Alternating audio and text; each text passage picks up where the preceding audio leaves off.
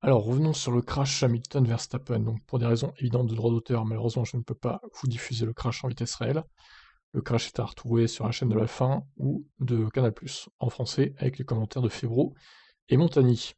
Donc là on a Lewis qui sort des stands, arrêt raté pour Mercedes, 4 secondes 2, 2 secondes de plus que ce qu'il aurait dû être.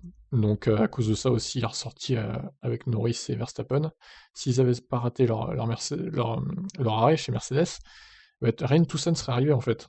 Donc ils peuvent s'en prendre à eux-mêmes aussi, je pense, chez Mercedes. Carton rouge pour la roue stand. Bref, donc du coup là, on a bon, Lewis, je dirais qu'il le sert un petit peu aussi, mais en même temps, on se souvient de ce qu'a fait Verstappen au premier tour, hein. Il a aussi envoyé couper la chicane à Hamilton. Il a aussi serré, donc juste retour des choses, je dirais. Donc là, bah, il n'a pas trop de place où se mettre, donc notre ami Max, il tente quand même de forcer le passage, bien qu'il ne soit pas du tout devant Hamilton, hein, quand même, il faut le dire. Vous voyez, hein, clairement, les roues avant d'Hamilton sont encore devant, donc il n'est pas du tout devant Max.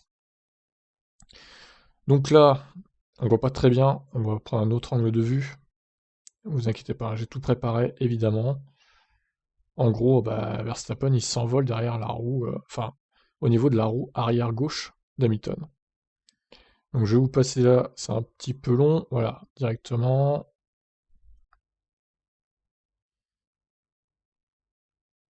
Là, il décolle sur le petit anti-cut. La voiture déséquilibrée et s'envole. Entrechocage des roues, du coup, elle s'envole à moitié. Et bah, du coup, ils finissent tous les deux dans le gravier. Ils vont faire un petit château de sable, là, sympathique. Bon, il y a un autre angle encore, qui sera encore mieux, du coup.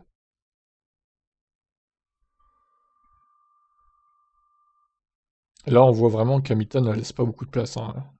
Il a juste un trou de souris, mais en même temps, là, il aurait pu se dire, Max, bon bah du coup, je freine, tant pis, je passerai plus tard.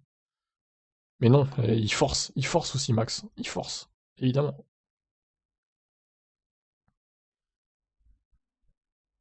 Ah, c'est passé très proche, hein, de la tête d'Hamilton. En vrai, sans le halo, je pense qu'aujourd'hui, c'est dans le coma, Hamilton. Voire même peut-être mort.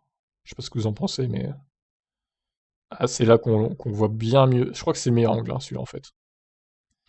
Tac, la McLaren passe. On voit bien la Red Bull décoller sur l'anti-cut. Déséquilibré complètement. Après, la roue arrière droite de la Red Bull touche la roue arrière gauche d'Hamilton. Engrenage des roues, entre preuves que ça fonctionne avec ce qui s'est passé aujourd'hui à Monza. Donc voilà, vous voyez, hein, la roue qui rebondit un peu sur la tête d'Hamilton, mais le halo, quand même, on va dire, limite la casse. Puis là, du coup, bah, impossible après, hein, pour Hamilton de s'extirper du gravier, vu le poids de la voiture de la Red Bull.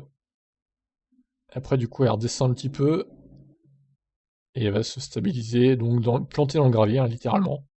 C'est vraiment une figure assez spéciale, hein. Ils auraient voulu faire exprès qu'il n'y serait pas arrivé, hein, quand même, hein. Incroyable. Donc après, voilà, Hamilton a tout donné pour essayer de reculer, mais le poids de la voiture faisant qu'il ne pouvait pas, finalement. Et donc, le double abandon.